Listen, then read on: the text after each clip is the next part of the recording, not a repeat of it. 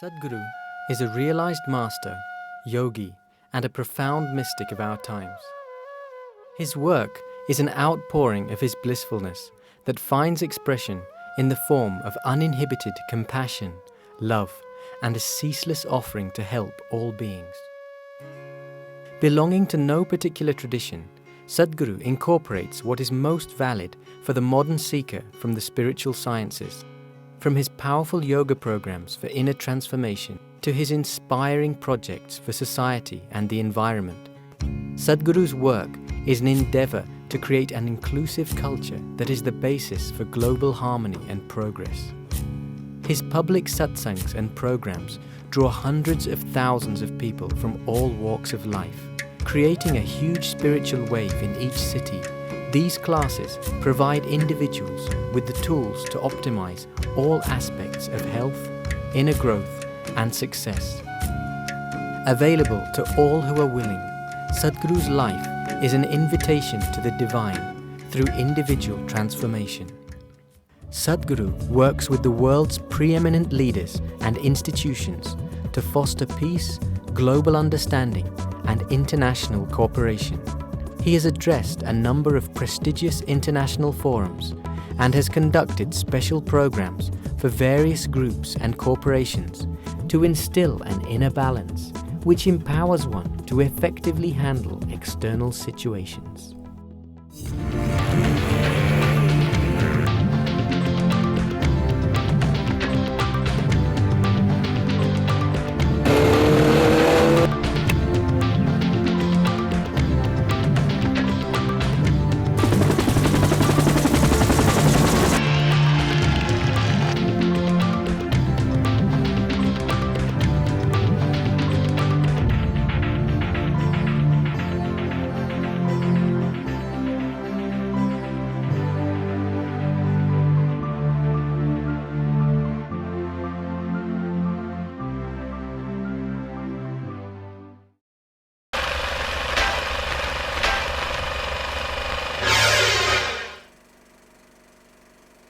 I think I've always wanted to be different.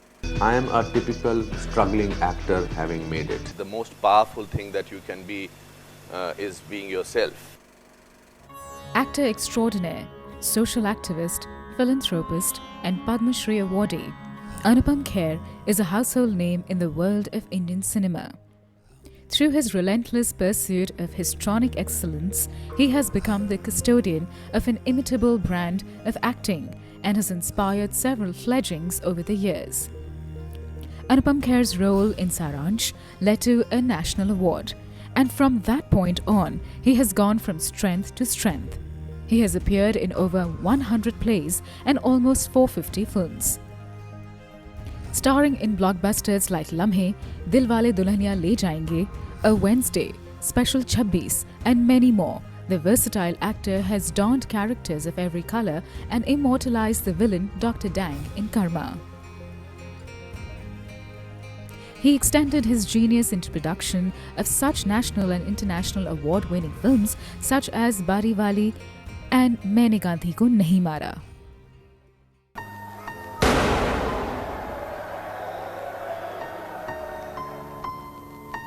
मैंने जानबूझकर गांधी जी को नहीं मारा। Anupam Kher also made notable forays into Hollywood, working with stellar names such as Ang Lee and Woody Allen. His most recent Hollywood sojourn was the multiple Academy Award-nominated Silver Linings Playbook. To be so happy. And Ganesha is the god of good beginnings, energy, lot of energy and calmness. Ganapati Bappa Moria. Say Ganapati Bappa Moria. Ganapati Bappa Moria. Fantastic. He also holds the distinction of winning no less than 8 Filmfare Awards in a row.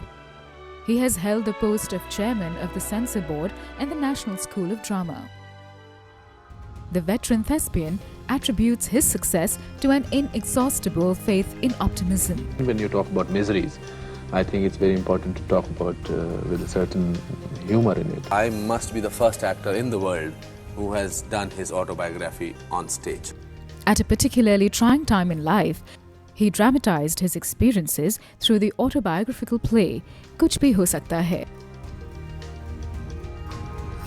Not one to sit back and rest on his laurels, in 2005 Anupam Kher established his dream project, Actor Prepares, a premier acting school.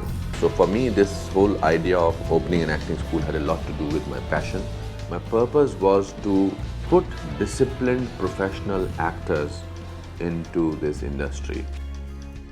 In 2008, he established the Anupam Kher Foundation to spread education among less privileged children and to provide palliative care to people with life-limiting diseases.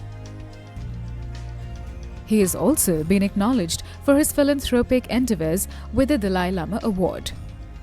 In 2011, he authored his first book on life coaching titled The Best Thing About You Is You. In recent years, Anupam has been increasingly sought out by business schools and corporates for insights on coping with the pressures of life and living. For me, the journey is much more important than the destination.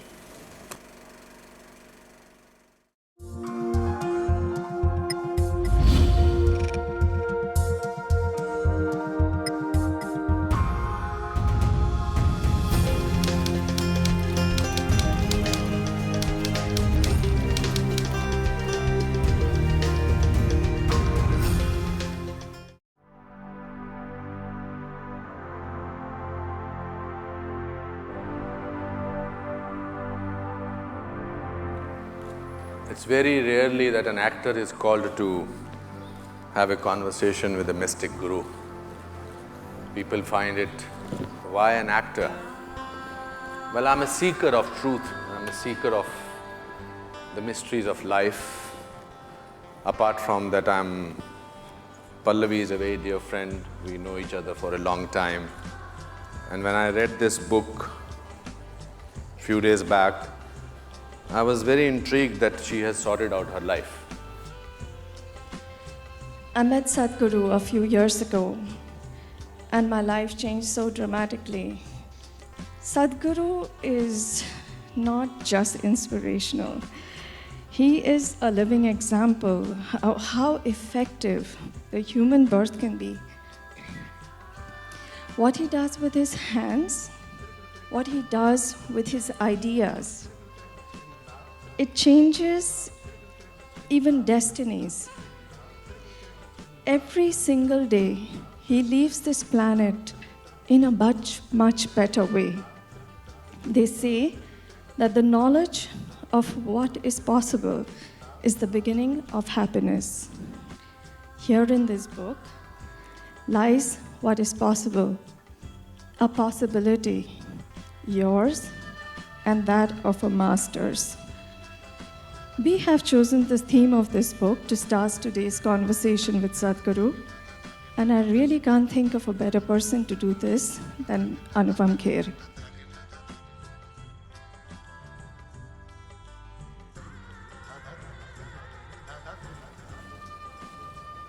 Good evening, namaskar. I must clarify beforehand that my questions do not need to necessarily make me out to be an intelligent man.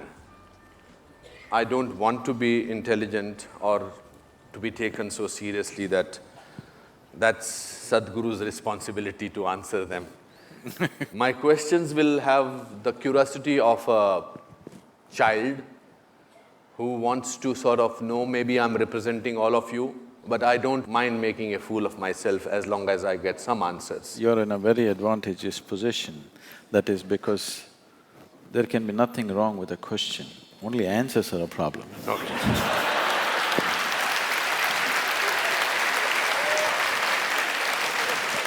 So it's advantage you, the very beginning. Great.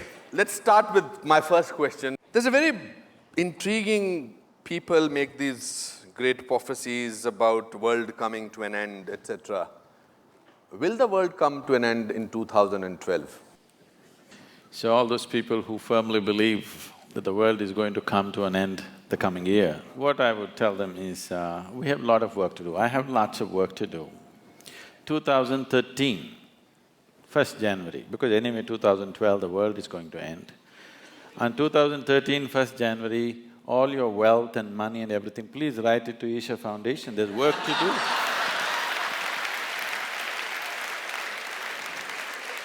The world is anyway going to end, what are you going to do with your money? For them, this is just an entertainment. They don't believe enough to give away everything and get ready.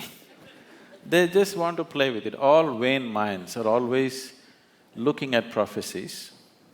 They're looking at predictions because they don't have a plan for their life. Those who are incapable of making plans always fall back on predictions and prophecies. Yeah, but I'll just request to give me 2% of that money that goes to your foundation. Do you believe that there is a God? Let's come to this. Before we handle God, let's handle belief first. Why do you believe something? One believes something because they are not sincere enough to admit that they do not know. There are only two ways to be. Either you know something or you do not know something. But whatever you do not know, when you bullshit yourself, it's called as belief. Instead of simply admitting, I do not know, you want to believe something. Somebody believes there is God, somebody believes there is no God. Both are in the same boat. They think they're different, but both of them are not straight enough to admit that they do not know. What is the problem in seeing what I do not know as I do not know? They have a problem because they do not understand the immensity of I do not know. I do not know is a tremendous possibility. Only if you see I do not know, the possibility of knowing arises within you. If you see I do not know, the longing to know will come. If the longing comes, seeking will come. If seeking comes, the possibility is alive in your life. Everything that you do not know, if you believe, you're destroying the very possibility of knowing. There are belief systems and belief systems and belief systems. But at the same time, the idea of God is universal. Why this has come is, it is perfectly all right for people to create a God. This is the thing about this culture. Here we have 33 million gods and goddesses. Because this is the only culture which understood God is our making.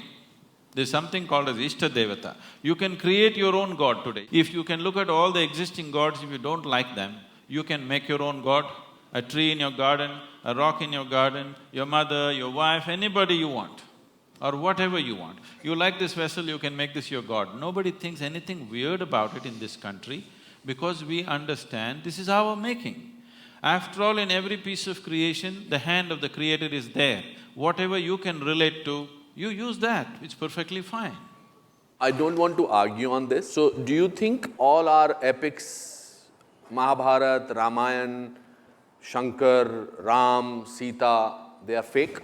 No, they have a historicity. Okay. There are buildings to prove that they were there. It's still in dispute. The dispute is on means they were definitely there, isn't it? Okay. No, I will still want to probe a little further on this topic. We have a major mandir, masjid issue, Ayodhya issue, etc. We are still fighting about that. So, why is all that fighting going on? If there is no God or if there is a I did not belief. say that. No, you said there is a belief, people needed somebody as a belief of God. All the fight in the world is not between good and evil as people project it to be. All the fight in the world is between one man's belief versus another man's belief. If you saw, I really do not know, you wouldn't fight with anybody. Because you believe one thing and somebody believes something else, you're invariably going to fight today or tomorrow. It's just a question if you can manage them for some time. Someday it'll spill out on the street. There was a time when people worked with the instrument of belief, when the human intellect was in a certain way. Today it is time there is substantial intellect on the planet. Today it is time that we establish a certain level of seeking in a human being rather than just pumping him up with belief. Why do people believe you? Who said they believe me? This is a huge full house. No, they're looking… Everybody is they're clapping. sitting there evaluating every word that I say. I don't think they believe whatever I say. To me, they look smart enough to understand and evaluate. I have performed in this auditorium, it's never been so full. So there has to be something in their belief in you which makes them look up at you. Why do they trust you? Why do they believe in you so much? Now let's take off the word belief. Yes, they trust me. Okay, I mean, my word may be different. Do you think that Sadhguru has powers which you don't have? They can't ride a motorcycle like me, I'm sure. What are those powers? What makes you different? What makes you special? What makes Pallavi Gupta writing a book on you and calling it you? What makes people over here, so many people I know who will not come to a function like this, they are here and they are here on time. What is it in you that makes you different? Because they know if they don't come on time, I won't let them in. But they dare not do that. So what makes you different? So what is different? It is not a question of something being different. When you don't try to be special, when you just live as life is, that you don't try to make yourself special, because wanting to be special is coming from a certain an emptiness or a certain inadequacy within a human being. Where is the need to be special? Every human being is unique in his own way. If he tries to be special, he'll only end up aping somebody, he will not be himself. So, when the life is unique, every leaf on the planet is unique, every atom in the existence is unique, where is the need for you to be special? Being unique is better than being special, isn't it? You have not yet answered my question. I feel that it's important for me to know. Yes. Right What now, is unique about you? see, the very nature of the existence is like this, the very nature of what's happening around you is like this. If you convert mud into food, we call this agriculture. It's the same mud. Can you eat the mud? Can you take it on your plate and eat it? No. But if you wait, you put a seed and wait, the same mud becomes food, and how we value it and eat it. But it is something else, but when you eat it, it becomes flesh and bone, it becomes you, and it's so valuable for you and so many other people. So this is the way of the life. What is filth will become a flower, if only you mature it in the right direction. This flower, its beauty and its fragrance comes from filth. The more filth you put at the root, better the flowers will grow. So, the question is not about what is different, the question is not about what is special, the question is just about, will you allow yourself to mature or will you let yourself just roll in filth? I feel very proud to be an Indian, and I'm sure a lot of people feel. But corruption bothers me, and I'm sure you also spoke about it. Do you think spirituality can help get rid of corruption to some extent? So let's understand this corruption properly in its right perspective. Rather than reacting against a bunch of people who are in an advantageous position, okay? Why I want you to understand this is because for the first time in the history of independent India, these 64 years, that means 2 generations of people, they have at least 50 to 60% of them have had such a bad deal. Today you and me will talk all this and go home and eat well. Correct. There's a whole bunch of people, almost 400 million people, who cannot do that. So, if we handle the next 5 to 10 years right, we can change that. It's a tremendous possibility which is on our threshold. There's an economic possibility sitting on the threshold. If we conduct this right, we can change their lives. Those people who have not eaten properly, those children who are malnourished, which have the highest level of malnourishment, those who are not educated, those who don't have opportunities, those who are in that horrible social and economic pit, their lives can change in the next 5 to 10 years if we conduct our act right. Every Indian should understand this. It is not just about economy means stock market, it is about hungry people who will have food on their plate. Economy does not mean stock market, economy does not mean foreign cars coming into India, economy does not mean you wear better clothes or this and that. Improving economy means there will be no hungry children in the country, which is something all of us should do something about. And that possibility is being jeopardized.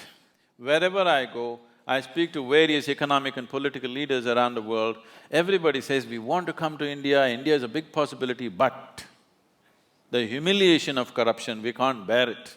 Because it's not just about money, they're willing to pay a percentage and get the work done, but the humiliation that they put through on a daily basis, which we have gotten used to, they're not willing to go through that. They said, it doesn't matter if we don't do business, but we don't want to come there and go through all that rubbish.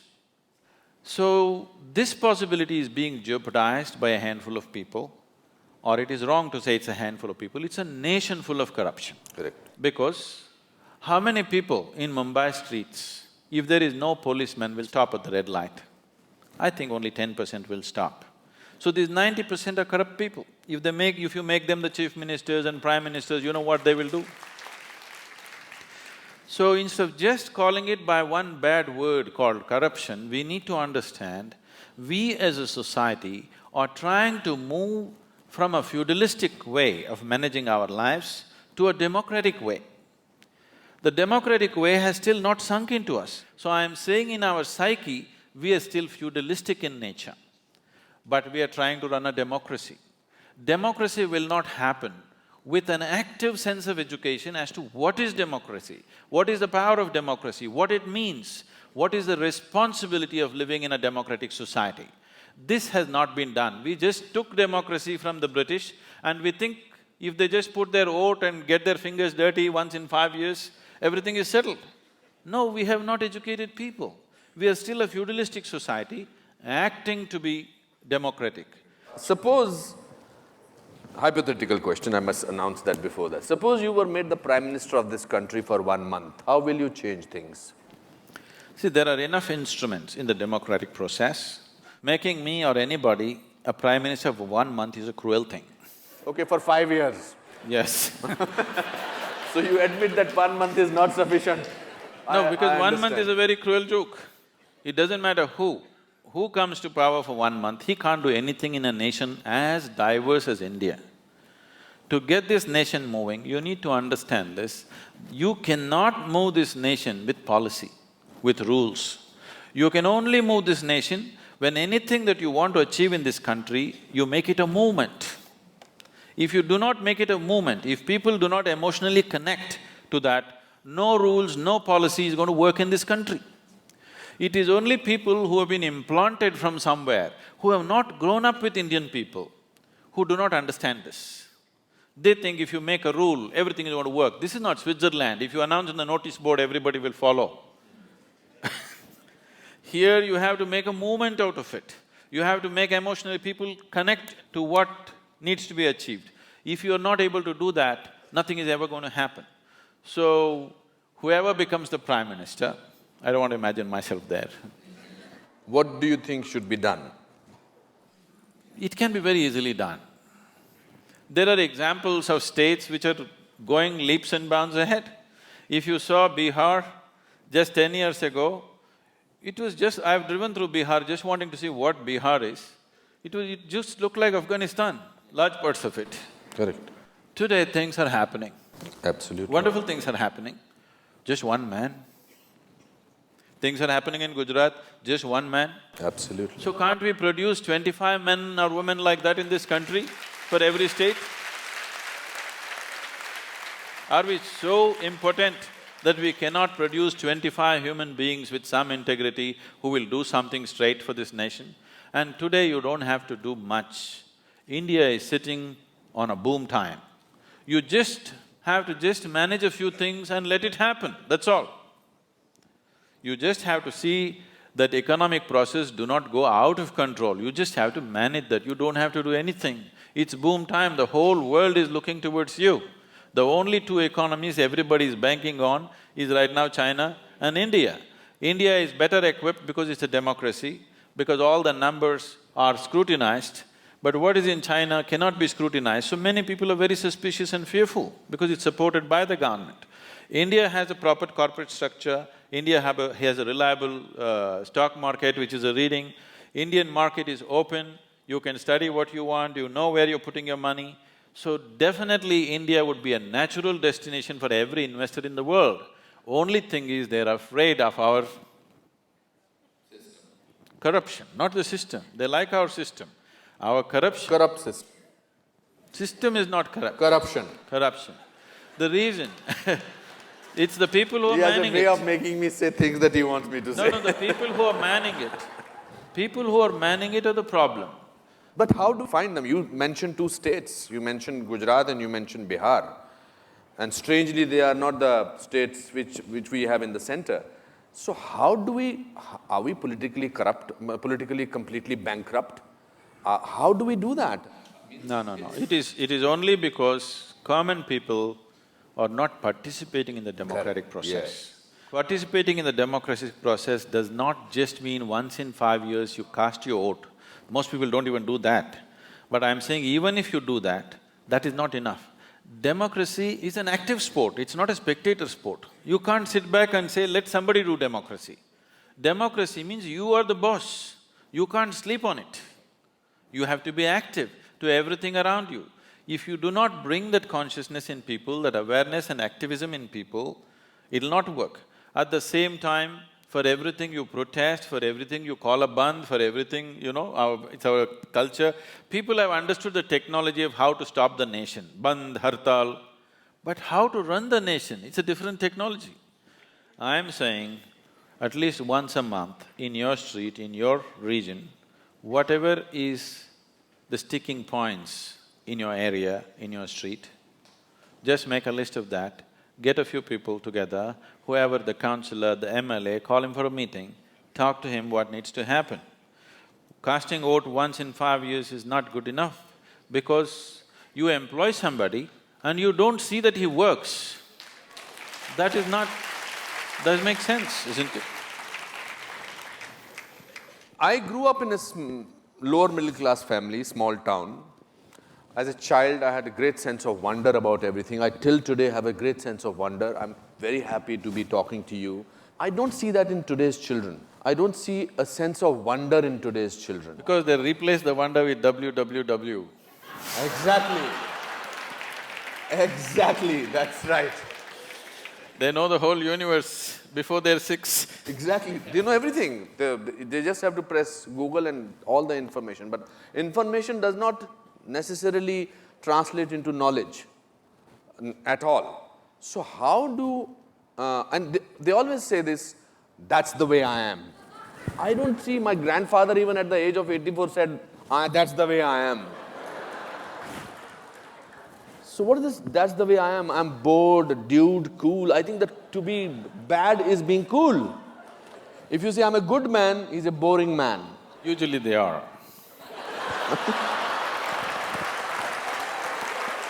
Yeah, they are, for the world, for the marketing part of it. The breaking news after every 15 minutes for millions of channels is never about good things. It's only about disaster, rape, swindling of money. We are marketing fear. We are becoming people who are constantly made to feel, suddenly in India also, that we are living in a world which is not very, very peaceful, which is a dangerous world. We are becoming, pardon my saying, like America, where we don't look at somebody for a little longer. I was in America 2 years back. I was looking at somebody thinking whether should I ask him my hotel, because in my hotel there was a mall.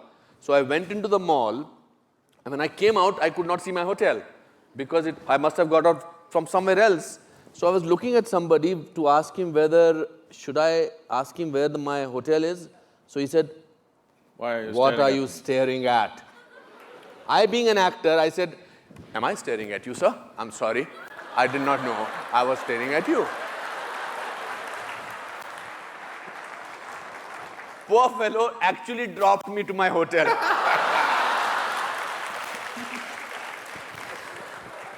What my point is, how does one in today's time, in these times, retain a certain amount of innocence, a certain amount of sense of wonder? How does one do that? See, now there are two things you said, wonder and innocence. Wonder does not necessarily come from innocence. Okay. See, for example, when you were a child, you definitely looked up at the sky, isn't it? Absolutely. Did you ever count the stars? I used to do that in You Simla. tried. There was nothing to do. How far did you go? Oh, no, no, nothing. I could not go beyond 100 or 200. So I meticulously sat down on the terrace, counting, trying to make, segments of the sky and trying to count. I've gone up to 1700, and then you get mixed up. What was there is not there, what was not there has come, it gets all mixed up. But today, that itself was wonder. 1700 just blew my mind. Today scientists are telling you there are over 100 billion galaxies, not stars, 100 billion galaxies. So as you explore, as you know, the wonder will increase because you realize the nature of the existence, then wonder will just explode. So wonder is gone not because of lack of innocence or because of innocence, because what we call as knowledge, stupid conclusions about life. Today people are carrying their attention deficiency like a qualification. Anything in this existence will yield to you only if you pay substantial attention to it. But now people have become like this. They can't look at anything, everything is check. Now in this condition, there will be no wonder, only conclusions in your head. There is no perception, there is only, monologues going on in your head. There is no perception. If there is perception, all noise in your head will just stop. If you're looking at something absolutely beautiful and engaging, everything stops. Why people are enjoying your cinema is just this, you switch off the lights, they focus on the thing for those whatever few minutes or 90 minutes or whatever, their usual monologues are gone, something else is happening. It is the attention which is making the difference. It is not what's playing on the screen. It is what is playing on the screen is instrumental in grabbing the attention.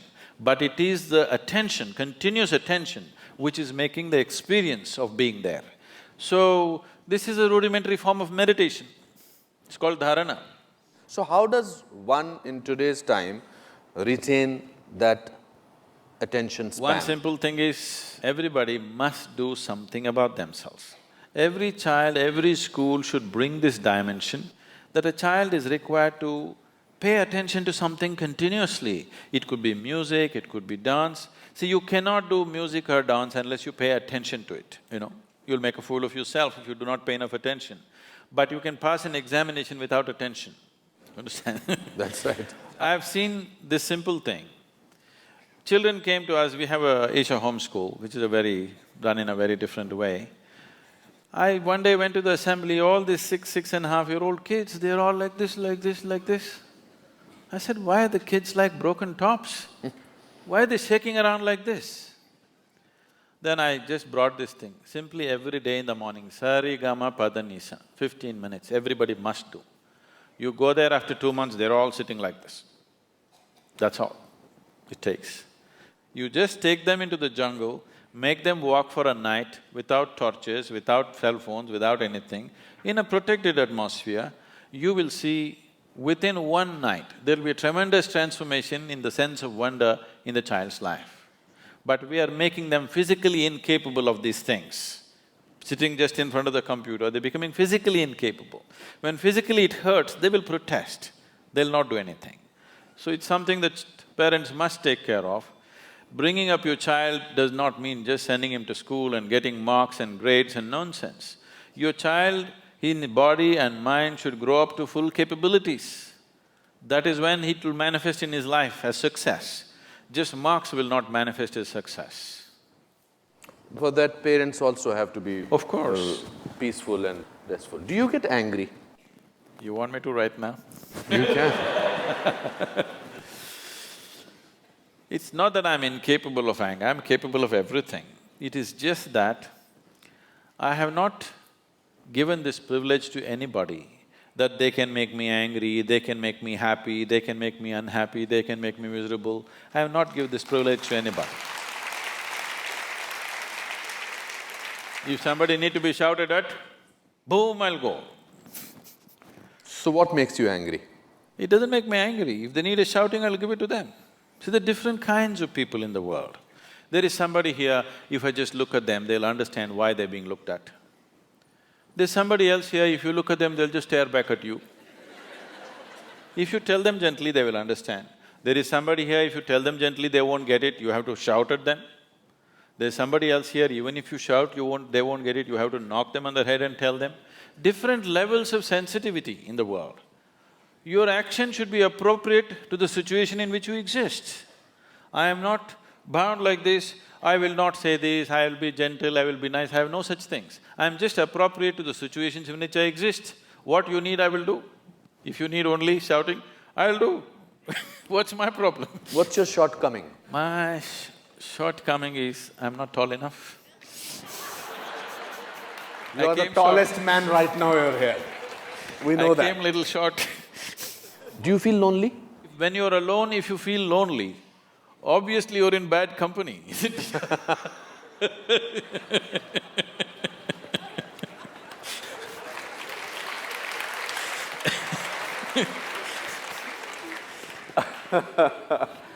It's a great journey to be talking to you, I must say. If you have to describe, before we go to the questions to the audience, if you have to describe yourself in one word, what will that word be? Apart from mystic. Okay. Would you consider wildlife as 2 words or 1 word? For you, it's one word. 1 word. Life, uncultured, uncultivated, just wild and as it is. That's me. You're very warm also. Just life, nothing else. It's been very enriching talking to you. I must say that I feel rich. Okay, so questions from the audience? Yes, please. Kiranji wants to ask a question. Yes. I'm sure it's for him. Not for me. All the questions for Anupam still remain unanswered, even though I've asked them very often. So I won't attempt it again. But I want to say that I'm very privileged to finally see you in person. Your book, Mystic's Musings, which I read many years ago when I lost my brother, my younger brother, and it was a great tragedy in the family and something that I was finding very difficult to cope with. It gave me great amount of courage and made me feel much better. Also, it talked a lot about spirits, it talked a lot about life being a continuous process. In that, you write about when you and your wife, everybody was constructing the Dhyana Lingam. And you talk about how the thread of life or the grasp of life, something to that effect, became very fragile when she could not hold on to it and she passed away. What exactly did you mean by that?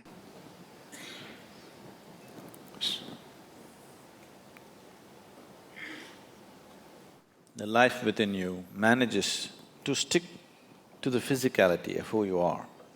Physicality is something that you gathered. It is not you, it is material, it is just a piece of this planet. What you gathered from the planet, if it has to stick to the life that you are, you must be in a certain level of reverberance. If you drop an intensity below a certain point, you can't hold it. That is called as dying of old age. If you have seen anybody close up who are dying of old age, you will see his eyes become feeble, life becomes feeble. It's like the body is struggling to hold it, but it can't hold because it's become too feeble. If the reverberation goes below a certain level of intensity, it can't stick to the body, it will leave. So that is generally understood as leaving peacefully because without struggle it just passed on.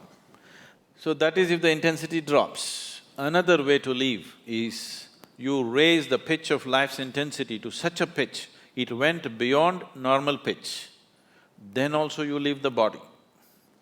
So spiritual sadhana is trying to get the pitch of your life to the highest point because only if the intensity of life is high, it's like the voltage is high, that's why the lights are bright. If your voltage is low, the lights will be dim, your awareness will be dim, your perception will be dim, all you will know is just survival process. So you want to pitch it up. So when you pitch it up beyond a certain point, there is always a danger that you will slip out. So we will fix certain things. We will fix certain things. When a spiritual aspirant is progressing with a certain rapidity, we will fix the body in a certain way so that that cannot happen. Just yesterday, ashram satsang, when we were there, one lady asked, why women are asked to wear toe rings when they get married? Because marriage was supposed to be such a huge experience that they could leave the body. At the age of 8, they would marry them. They will never see each other till they're 14 or 15. But emotionally, psychologically, she is cultivated and cultivated to believe that her husband is like God. When she meets him, life will explode. That possibility in the child's mind has built up. When she is physically mature, she is brought into marriage. Because in this country, in this culture, there is no business, there is no marriage, there is no child, there is no family. Everything is just a tool towards your liberation and mukti.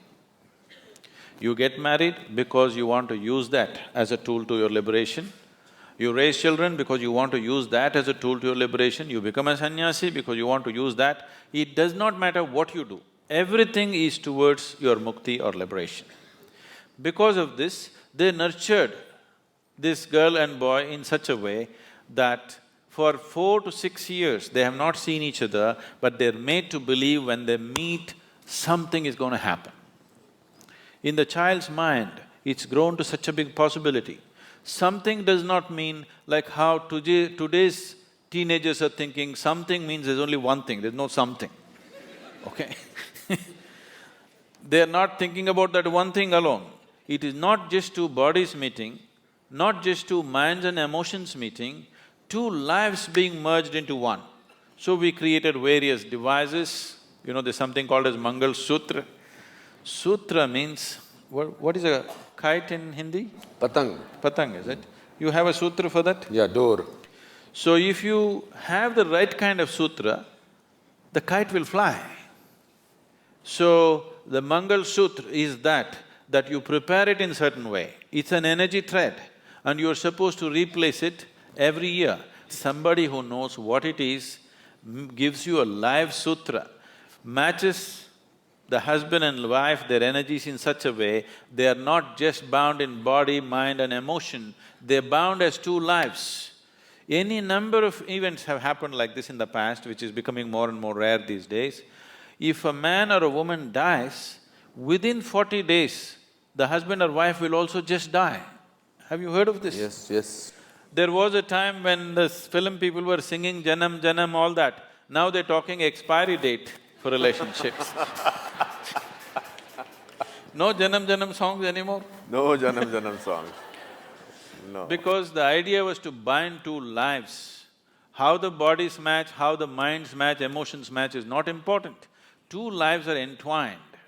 So, there is a kind of bonding. Many of them have never spoken to each other, there is a bonding which is unexplainable.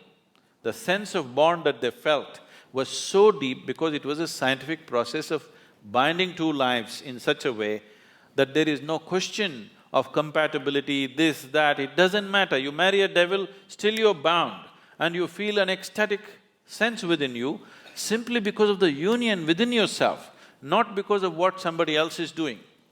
So now in a marriage, what somebody else is doing or what your husband or wife is doing doesn't matter, just the way you are is an explosive experience. This is how a lot of women lived in the past, because the process was very scientific and it was done properly. So they put this metal on the toes and also on the ring finger always, because if there is metal on certain strategic places in your body, you will not accidentally leave your body. So when you do spiritual sadhana, when we notice somebody is becoming very intense, first thing is, I will gift them a simple copper ring, which they must wear. They must wear and they cannot remove without permission. Because if this simple metal is on the ring finger, when they get into certain states of exuberance, by accident they will not slip out of the body. So, she got into such exuberant states. Naturally, certain little bit of jewelry things were there. These things were never discussed till that point. The many things I refuse to discuss because devices will work well only when people do not know how it works. So we just put it on people, we never explain. But when this situation happened, I had to explain what happened. She sat there on a full moon day evening with everybody. There were people around, and after 5 minutes, it is in the shrine, she got up and went. My eyes are closed, I knew she got up. I got little irritated, because nobody ever gets up once they sit down. Till we say it is time, nobody ever gets up. And of all the people, my wife getting up and going, little irritation in me. Why is she getting up of all the people? Then I ignored it and I sat down. After 5 minutes, she came and sat down. In another 7, 8 minutes, she just went like that. When I looked, she was gone, with a big smile on her face. Then I looked, she has removed her nose ring, she's removed her bangles, she removed her toe rings. See, she did not know intellectually, but at that moment she felt this is what is stopping her. And she pulled out all those things, kept next to the wash basin and came back. And she sat down within 7, 8 minutes. But this is not something that happened accidentally. She announced this almost 9 months ahead of time. She had prepared my girl, who was only 7 years at that time, that she's going to leave in this month, but it happened 1 month early for various reasons, so that's a different aspect. But this is not new in this country. Any number of yogis just sit down, announce to everybody and leave their body. She was not somebody who was steeped in spiritual sadhana. She's just a very alive, she's either up or down, you know. She's either absolutely exuberant or down. She doesn't know the in-between. She's not somebody whom you would consider a yogi or established in sadhana, nothing like that. She's a very exuberant person, and that's all it takes. That you're alive, that's all it takes. It's not that you know this or that, you're just 100% alive. That's the only qualification you need. And she started working towards it, she announced it 9 months ahead, we tried to sabotage it in so many ways to slow it down, but it went the way it went. Yes, please. At the Isha Yoga Center in Coimbatore, near the Samadhi of your wife, is a photograph which sent shivers down my spine. The feelings are of sheer ecstasy in my interpretation. How does one achieve that level of ecstasy in life? So every life that is here is capable of joy, is capable of blissfulness, is capable of ecstasy. The only problem is they're not able to sustain it. The problem is of sustainability. Everybody knows moments of all this. But to be there, you have not built the necessary foundations. See, if there is a wall, you can jump up and have a peep. Or you can go on a trampoline and have a little longer peep, but you'll come down. But if you build a ladder, which is not so romantic as jumping, but if you climb up, you're across the wall. Instead of calling it by different names like blissfulness, ecstasy, this, that, pleasantness, highest level of pleasantness, this is what every human being wants. If your body is pleasant, we say it is health. If it becomes very pleasant, we say it's pleasure. If your mind is pleasant, we say this is peace. If it becomes very pleasant, we say this is joy. If your emotions are pleasant, we say this is love. If it becomes very pleasant, we say it's compassion. If your very life energies are pleasant, we say this is bliss. If it is very pleasant, we say this is ecstasy. If your surroundings have become pleasant, we say you're a success. This is all every human being is seeking, isn't it? Nothing more. You want your insides pleasant, you want your outsides pleasant. This is all a human being is seeking. Outside pleasantness, you need people's cooperation. Yes? It is a craft. You have to arrange, you have to compromise, you have to deal with situations properly. Creating outside pleasantness is a certain talent, a certain capability. Not everybody is able to do the same thing on the outside. But when it comes to interiority, all of us are equally capable. Nobody has come better endowed than the other. Every human being is capable of the same thing in the inward dimension. So, somebody is sitting in a state of ecstasy, how to get there? Is it possible for me? Don't even ask the question, is it possible? If it is possible for me, it is for sure possible for you. But what I do on the outside, is it possible for you? Maybe, may not be. But what I do on the inside, is it possible for me? Definitely, definitely possible. Inner experience, nobody can be denied. External capabilities are different. So, what needs to be done? Whatever you've been through, the inner engineering is the fundamental. If you get this one thing right, you will naturally grow into that. The problem is, every day you keep undoing it. Do you understand? So every day in the morning you do this, now we are giving the Isha Kriya CD also all over Mumbai. But every day in the morning you give yourself a 3-minute crash course in inner engineering. You will see, in 3 months' time, you will be feeling very pleasant. In 6 months' time, if you simply look at a tree, you will burst into ecstasy. If you look at a cloud, you will burst into ecstasy. If you close your eyes, you will get there. No matter what, you just need an excuse, you will become like that, for sure. Because these are the fundamentals. That's why I'm saying it's engineering, because if you want to engineer something, you have to do it right, otherwise it'll not work. You can't somehow… See, you want to build this building, you can't somehow place something and hope it will stand. It will not stand. You have to place it in a certain way, then only the building stands up, isn't it? Similarly, you have to hold yourself in a certain way, then only this experience holds up. Otherwise, moments up and then down. Also, I feel, with your permission, I think if you depend on others to make you happy, I think there's a possibility you may not be happy. If you decide that you need to decide to be happy, then there is a possibility… Why are you underestimating her husband? Okay.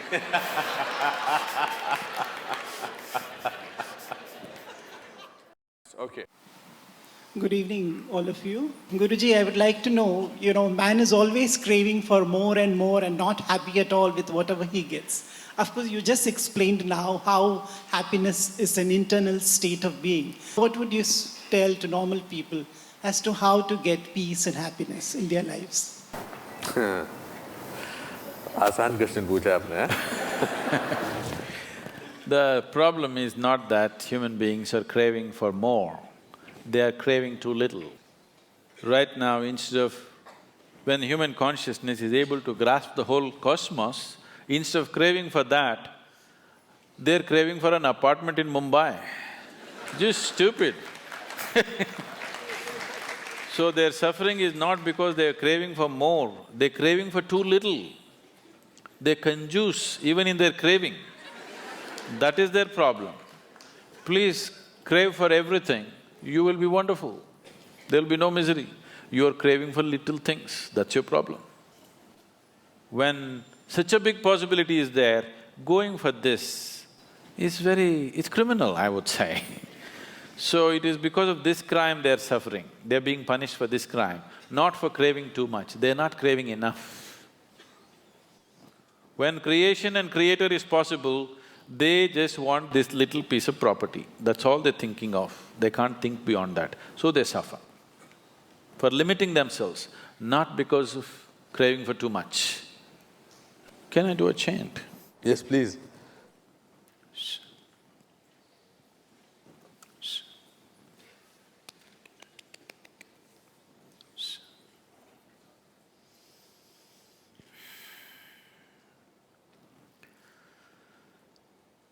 Kar charan kritam va kayajam karmajam va shravananayanajam va manasam va paradham vihitam avihitam va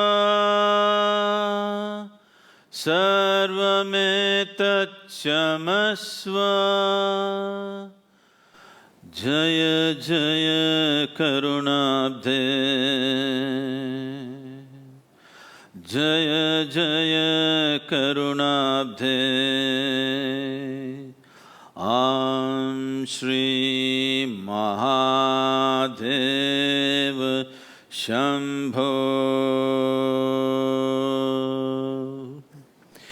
Now, immediately the question is, what is the prayer? It's not a prayer.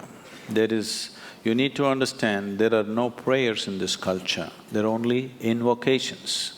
Prayers are a recent happening. Prayer means you're trying to talk to somebody. Invocation means you're trying to bring out what is the greatest thing within you. Now, what this chant, to put it in a simplest form, is everything. The earth that I walk upon, the air that I breathe, the water that I drink, the food that I eat, the very space in which we exist, the hand of the Creator is active. The only most beautiful thing that you can do is to be absolutely involved with this, but still not distort the hand of the creation. You do not distort the hand of the Creator. That is, something that you do is an aberration to what the Creator intends. The intelligence behind creation, what it is intending, to be in tune with that, not to do some rubbish of your own thing. So, this is a journey from being a piece of creation to being the Creator. Every human being is capable of this. It's my wish and my blessing. This should become the reality in your life. Thank you very much for being here. Thank you. It was… words fail me to say that it was a lifetime experience. Thank you, Pallavi, for writing this book and making this evening possible. Thank you, Sadhguru. Thank you, Isha Foundation, and thanks a lot for everything. Thank you so much. Thank you, Anupam ji, on behalf of all of us for engaging Sadhguru in this very rich and insightful conversation.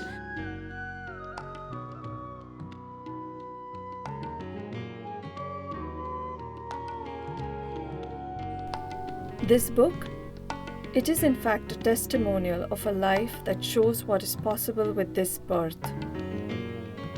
All aspirations have their root in a possibility, and Sadhguru, in his turn, very easily offers his life to become a possibility in ours.